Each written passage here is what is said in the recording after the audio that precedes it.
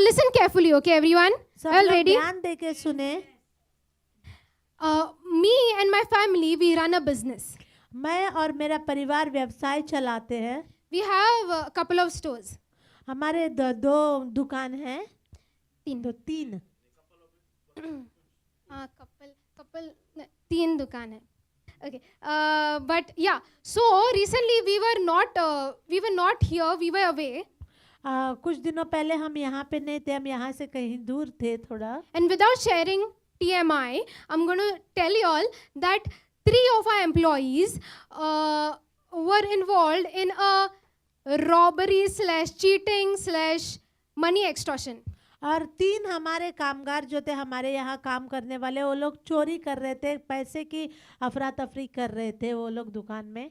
And after coming back, we get to know that, from another employee that so and so was happening while we were away. और जब हम वहाँ से दूर से जब वापस लौट के आते हैं तो दूसरे एक कामगार ने हमें बताया कि ऐसे यहाँ पर हो रहा था.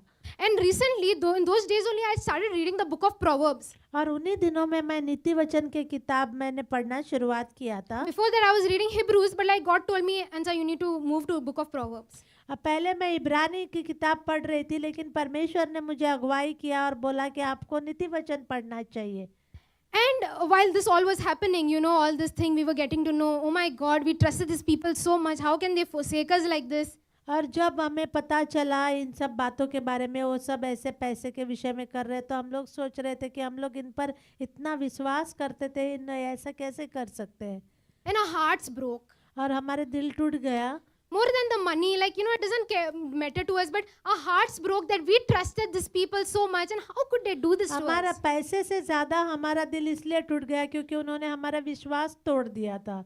And obviously that was the only thing on my mind day and night. अब पूरे दिन रात वो एक ही विषय मेरे मन में घूम रहा था. And then I was like, as always, I ask my sister stupid questions, which she also doesn't have the answer to. But I asked her, Lian, what do you think? They didn't think that they would be caught. तो मैंने मेरी बहन से एक सवाल पूछा कि क्या उन लोगों को पता नहीं था कि वो पकड़े जाएंगे. How could they do it? They didn't think they didn't have a little sense. They had sense to do the chori, but they didn't have sense that they would be caught. क्या उनको इतना थोड़ी भी समझ नहीं थी कि वो कभी ना कभी पकड़े जाएंगे. ऐसा मैंने अपनी बहन से पूछा. And as always, my sister told me, Ansa, how would I know? और ऐसे उन्होंने, मेरी बहन ने कहा, मुझे क्या ऐसे पता होगा, मुझे क्या पता. So then, who knows? God knows. और परमेश्वर जानता है. मेरी बहन नहीं जानती, लेकिन परमेश्वर जानता है.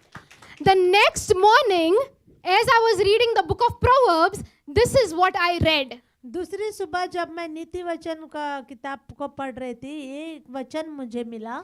And it is Proverbs chapter 1 verse 10 to 19. Says, और वहाँ पे लिखा है कि नीति वचन 10 अध्याय एक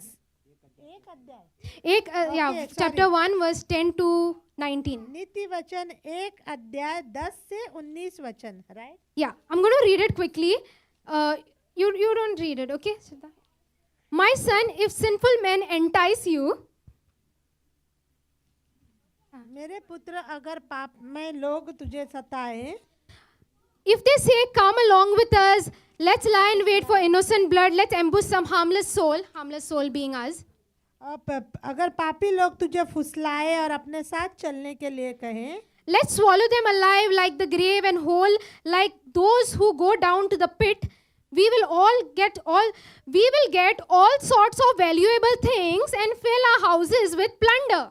हम अधोलोक के समान उनको निगल जाए, क्योंकि हमको सब अनमोल पदार्थ मिलेंगे. So now God अपने घरों को भर लेंगे. God already knows that I'm going to be met with this kind of situation in my life. परमेश्वर पहले से जानता था कि मैं ऐसी परिस्थिति से मेरा सामना होने वाला है अपने जीवन में. And He's already preparing me before that to start reading the book of Proverbs. और वो पहले से ही मुझे तैयार कर रहा था इस परिस्थिति के लिए, इसलिए मुझे नीति वचन पढ़ने के लिए अगुवाई किए था. Verse 14 says, cast lots with us, we will share the loot. और परमेश्वर का वचन 14 वचन में लिखा है कि हम लोग लूट बांट लेंगे। That's what they did, right? They shared the money. ऐसे ही उन्होंने किया, उन्होंने आपस में लूट को बांट रहे थे। My son, do not go along with them. Do not set foot on their paths, for their feet rush into evil. They are swift to shed blood. How useless to spread a net where every bird can see it. अब तो परमेश्वर का वचन में लिखा है कि तू उनके संग मत मिलना ऐसे कामों में। So, that was the answer to my question, saying that, I'll just read it. That morning I wrote here, what God spoke to me through this verse is that, और उस समय जब परमेश्वर ने मुझसे क्या बातें किया उस वचन के द्वारा, वो मैंने लिखा, the bird does not see any connection between the net and what it is scattered on it. He just sees food that is free for taking. In the process, he is trapped and killed. In the same way, the gang cannot see the connection between their acts of robbery and the fate that entraps them. पंछी जो है जाल को नहीं देखता, लेकिन सिर्फ खाने को जो उस पर डाला जाता है वो देखता है, और वो खाने के चक्कर में वो जाके वो वहाँ पे फंस जाता है। So my sister, she did not know the answer, but God told me the answer, that Ensa, they don't see it. When you're about to do something wrong, you don't see the consequences of it. तो मेरे बहन के पास कोई जवाब नहीं था, लेकिन परमेश्वर ने मुझे जवाब दिया कि आप जब कुछ गलती करते हो तो उसका नतीजा वो लोग देख नहीं पाते हैं, उन बातों को समझ नहीं पाते नतीजे को।